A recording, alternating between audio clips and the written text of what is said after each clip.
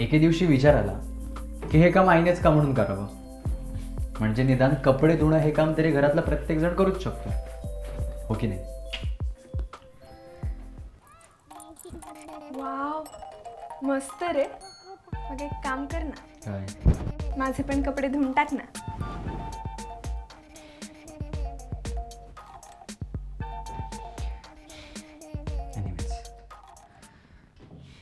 जशी ही आपल्या सर्वांची जबाबदारी आहे, तशी आणखी एक जबाबदारी आहे आपल्या पर्यावरणाबद्दल.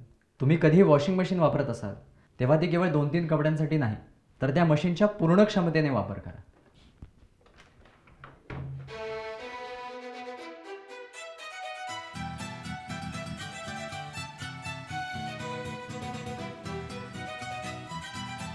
असं केल्याने तुम्ही एका वेळी वाचवता 25 लिटर पाणी. तर विचार करा, आपल्यापैकी प्रत्येकाने वॉशिंग मशीनचा अशा प्रकारे वापर केला तर दिवसाला लाखो लिटर पाणी वाचेल.